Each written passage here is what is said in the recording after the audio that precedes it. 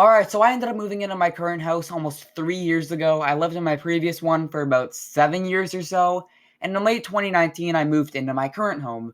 We expected the process of moving in to be normal, similar to my old house, but we were in for a nasty surprise, and let me tell you, it was a whole friggin' saga. That was due to the person who lived in the house before us, who I'm gonna name Gerald for this story. Gerald was an older dude, but not the sweet old man your granddad probably is, but rather just a grumpy old dude. From the brief interaction I had with him, he just did not seem like a very friendly person.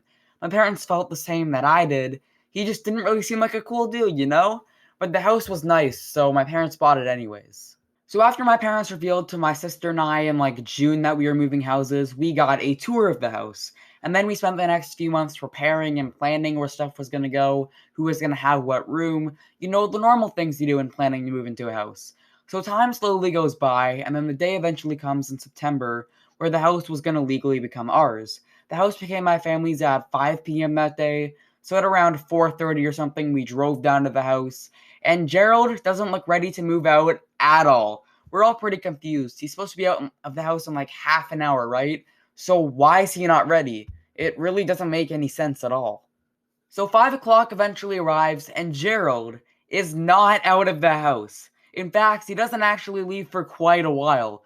During that time, we're waiting in the car, which should have let him know that he had to get out. Gerald should have thought, hey, if these people are waiting in the car for me to leave, maybe I should just hurry up, that'd be nice. But I guess his brain didn't really work like that. I don't understand why this dude took so long. He knew that we owned the house at 5, so shouldn't he have had everything ready at least a few hours before then? Like, it just doesn't make sense at all. Seriously, why did Gerald take so long when the house wasn't even his anymore? Like, I don't get it. If not being at the moment the house was ours wasn't bad enough, several hours later, we're still waiting. We were in the car that entire time. A couple times throughout those hours, my dad walked up and asked Gerald when he'd leave, as the house was ours. And he would keep saying, in a little bit, in a little bit. But he still wouldn't leave. I don't think he understood that this was our house now. He didn't own it anymore. Thankfully, I downloaded a TV show I was watching at the time, so I wasn't too bored. Neither was my sister, who had her own show she was watching. But my parents were really frustrated, rightfully so. This dude was not out yet, and it was getting dark. Eventually, Gerald comes up and asks us if he can leave his broken down car in the driveway, and that he would pick it up in a couple days, which is one of the dumbest things he could ask. We had been waiting for like 5 hours at that point, right? We were super tired, we were super annoyed because he was not gone. Now he wants us to let him leave his broken down car in the driveway. Yeah, that wasn't happening. My parents respectfully said no, which I'm surprised they kept their cool. If that was me, I would have been like, no, you can't do that. No, get off my property. As it was legally ours at that point. My parents spoke calmly to Gerald. They kind of said the same thing that I would have there, but they did it in a much nicer way. And before anyone says, you should have let him keep the car there, that was so mean, you have to realize that this dude had been there for 5 hours past when the house was ours. We weren't exactly willing to be too nice to him. Gerald says alright, he somehow gets his car out of the driveway, which I don't remember exactly how, and then after he removes the car, which is around 10 p.m., he's out of there, and we never saw him again, thankfully. But we noticed basically moments after he left that all of his trash bags were lined up across the street. How my house is set up is obviously there's neighbors beside me, and there's houses across from my neighbors, but directly across from my house, there's a park, which means that he left all his trash bags at the park. Now, the park is a really relaxing spot. I've loved spending time there for the past 3 years. So how the park works is you enter through the spot across from my house, which is a little open grassy area, and that leads into a grass trail with trees on either side. That trail leads into the main park, where there's a slide, swings, all that stuff on the left. There's also a field on the right, which is fun for playing soccer or catch. And then there's a small patch of woods behind the field, which is just a nice spot for walking. Gerald had left his trash right in the grassy area, which is technically still part of the park. And just why? It's not necessary at all. That is a public park where kids go every single day. And you're just going to block it off with like 10 garbage bags all in a row? That is just such a douchey thing to do. Like, I don't get why he would do that. Is he just that lazy where he would leave his trash at a park?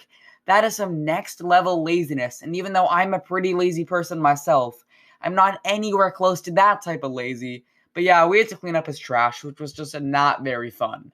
When we walked in, all the carpets were just really ugly green shag carpets, which we'd already known about because of the tour, but that didn't change the fact that they were still really ugly.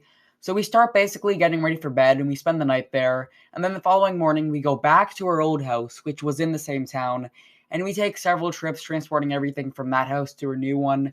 My mom was the one who drove everything over, while me, my dad, and my sister get everything ready for each trip. Eventually, after packing and transporting everything to the new house, my mom picks us up as well as our two cats, and we all permanently go to the new house. Within the first few days of living there, we had neighbors coming up to us left and right, congratulating us for buying the house. Apparently, Gerald was a super bad neighbor, and no one really liked him too much, which isn't really surprising at all. He took 5 hours past his time to leave the house. He trashed the park, so we already knew he wasn't really the nicest guy. But that was far from the end of Gerald causing trouble for us, despite never actually seeing him again. Throughout the next little while, we noticed quite a few trails of Gerald. For one, the fridge was filled with lots of old food, which was just disgusting. The smell was so bad that we had to throw out the fridge and get a new one. What I really do not understand is the fact that Gerald had like 10 trash bags he left at the park, right? So why couldn't he put the food in those? He probably had so many of those trash bags. Did he not have one more bag he could have put the food in? I mean, seriously, we had to buy a new fridge because of that. That wasn't all, though. Gerald had left his clothes in the washing machine, as well as dog poop in the backyard.